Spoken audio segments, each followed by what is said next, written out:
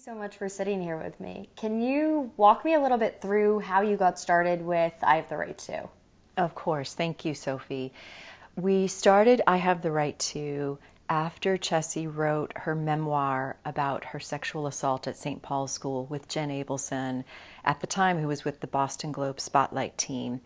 And after they published the book, we received so many letters from survivors all around the world, actually. And they felt like, I think they knew Chessy and they wanted to celebrate probably the first community they'd ever found with another survivor. I know Chessy hadn't spoken to another survivor of sexual assault for at least 2 years after her assault, because it's a crime that is so shrouded in shame and blame. So after she wrote her memoir and she had spoken to groups also around the world, I looked at my husband and I said, you know, we need to provide a landing place for all these survivors to find community and encouragement, and hence I Have the Right To was born. Going back to 2014 when Chessy first came to you and called you on the phone and said, Mom, you know, this is what's happened to me. How did you react? What did you feel in that moment? Well, the number one thought I had, Sophie, and I would imagine many, many mothers would have reacted the same way, is all I wanted was my child to be safe and okay in that moment. And when you're at a distance, it's really difficult to make sure that that's going to happen. But she was very lucky in that she had a friend, a close friend, who was going to stay with her for the whole night and just make sure she was okay. So that was my immediate thought. I wanted my child to be safe.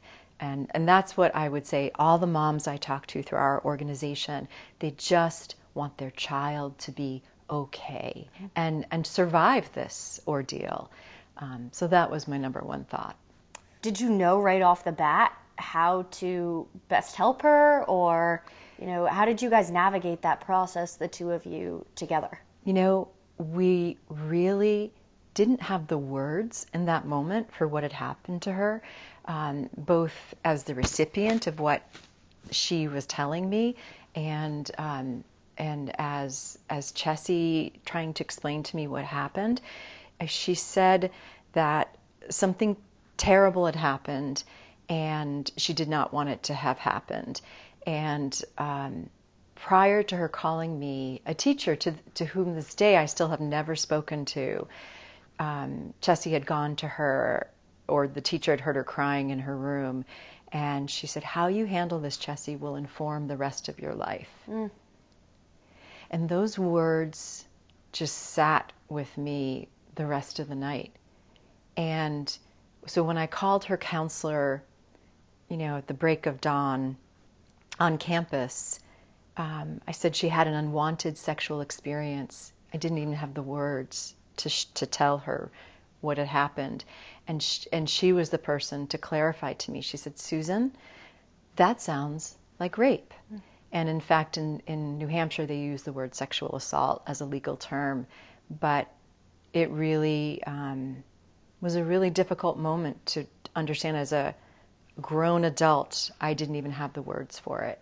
Are there certain things that you did that, looking back now, you wish had gone differently, that you had responded in different ways? Well, number one, I wish I had educated my children well before high school, about their rights to their body and to consent. But the problem, Sophie, was that I didn't even understand it at that time. You know, we're all a product of a very complex system in this world that is there to make sure certain rights of people are not embraced. And St. Paul's is probably one of the bastions of those places where they don't want a sector of people to have the same rights as other people. And that goes back decades and decades. And it's a tradition at the school. So, you know, she was victimized in a game called the Senior Salute. And, you know, we would learn through this process that assaults had gone back as far as 1940 and earlier. How did you and Chessy, in those moments, those early days, come to the decision to ultimately go to the authorities? Was that a hard decision for you to come to? How did you navigate that together? You know, we were incredibly naive. It was 2014.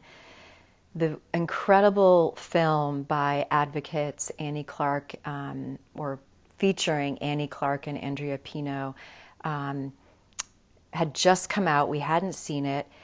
And so when the really trauma-informed police detective who came to the emergency room to meet us there said to us, Chessy, would you like to make a statement tomorrow? It didn't even dawn on us to deliberate about that. You know, she was a rule follower. We were all respectful of authority, and we lived out of state, and we were leaving. And so I remember it was just a split-second decision, and we said, okay. And the next day she was at a child advocacy center, and they had a very trauma-informed setup where they had about 20 people in a large room watching an interview with her by remote TV, and a child trauma-informed interviewer asking her about what happened. Did you guys know that when she was initially going in to do the interview? No, but they explained it to us. Okay. And so we were not allowed to be with Chessy, even though she was only 15 years old. We were in another room, and I think the import of what she was going through really hit us then at this children's center, because there were stuffed animals around the room, there were toys, and to think that there were other children, even younger than Chessy, going through sexual violence really was really a sad realization for us. What were you thinking? I mean, when you're sitting there in that room and you know that your daughter, who you love so much and would do anything for, is in there in that room all alone. I mean, was that hard? Terrifying. Yeah. It was terrifying. And yet, you know, we have a lot of faith in our lives, and all we wanted to do was, she wanted to do the right thing. Her number one thought was that I don't want him to do this to anyone else. And so we supported her in that, and then we just wanted to take care of her. She's, you know, our little girl, so we wanted to protect her. And we trusted the authorities would do the right thing by talking with her as well. When Chessy and your family then did decide to come forward, what reaction did you receive from the people around you?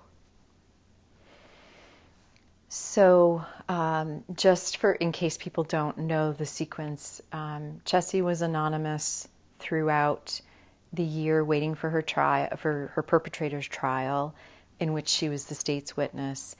And then it was only in the following year, in her civil suit against St. Paul's School, that the attorney for St. Paul's School challenged her anonymity. And it was thought to be one of the biggest mistakes an attorney could make, as written by the Boston Globe at the time. And it really did backfire on him, you know, morally and legally, to think that a dad of kids would challenge a youngster's anonymity in a sexual crime, of which there was a conviction.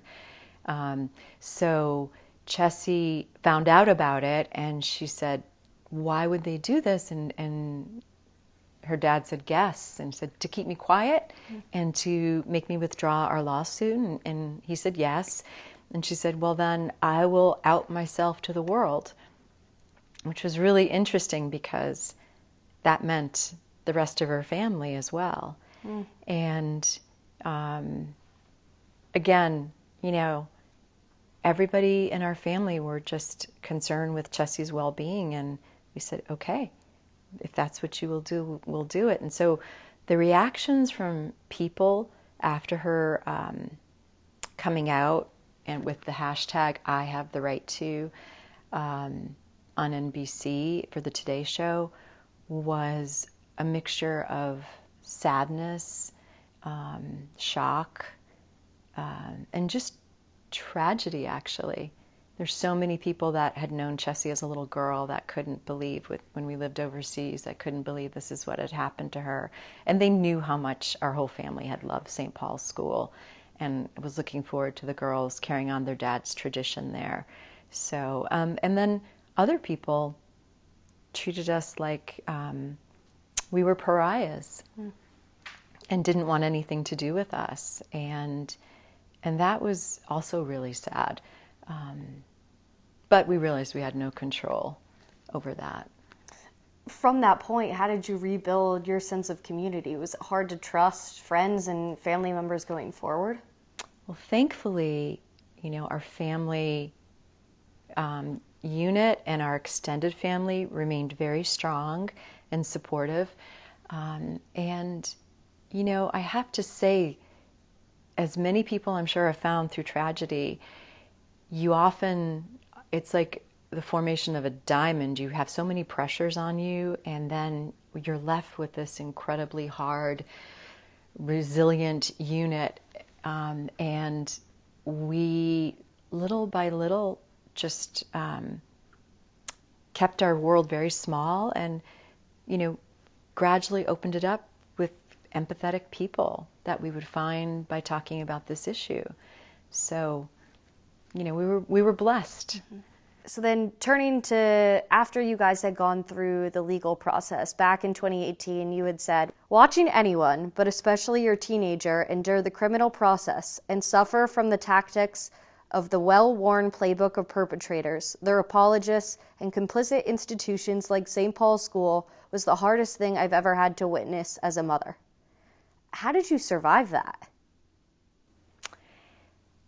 Yeah, thank you for asking that question. It was probably the hardest thing I'd ever gone through in my life, and I literally thought my heart was going to explode in my body. At one point, my daughter Lucy and I were together in a courtroom, anteroom, while the court was in session, because we were both witnesses, which I'm sure was a strategy by the defense attorney to keep us separated from our family and not sitting there together in the courtroom. But, we felt like we were going to die. And I've heard since that a lot of survivors' parents, do have literal medical emergencies when they're waiting for their child in court or they're witnessing something like this. The system is brutal to sexual assault survivors and, by extension, their families. But I think number one thing we've always put at the center of any challenge is our faith. And we felt supported, and we knew that she was doing the right thing. And we had to put our trust that by doing the right thing, something good would come out of it. You also have another daughter, your youngest daughter, who is 7 years younger than Chessy. What has it been like for you as she's hit those similar milestones of turning 15, of going off to high school? How have you navigated that? Yeah, you'd think we'd have a lot of answers, right, to navigate. But unfortunately, the world evolves too, and it's gotten even tougher for this generation of teenagers than it was 7 years ago, and then 10 years ago with her older sister. There is no amulet out there against sexual violence. We work with survivors, and then survivor advocates, and then they'll go off to college, and we'll get a terrible phone call from their parents saying they were sexually assaulted freshman year. So you really have to, that's why we do the work we do, because we want to change the system. We want to change the mindset. Everybody has the right to an education free from sexual violence. And I think Alex has explained this well, but we've gone from providing support to survivors and their families to try to educate all members of the school community about why this is such an important issue. There are 25 million survivors of sexual violence in the United States. And if you're thinking of secondary survivors, that survivor knows 4 people at least, right? So there are 100 million people impacted by sexual violence on the low side. We all need to care about this. It benefits your sons as well as our daughters to understand, what constitutes sexual assault and why that is bad for the community and what it takes away from an individual. So with our teenager, the poor kid has to hear, pass the salt, did you hear the latest statistic from the CDC at the dinner table? But the best thing to come of that is that she has an awareness her sisters did not have. Susan, you've recently been a part of efforts to more clearly define consent in our legislature. Can you walk me through that? Yes, of course. So currently, the Consent Awareness Network in New York has put an effort forth to define consent as freely given, knowledgeable, informed agreement without force, fear, fraud, or incapacitation. There are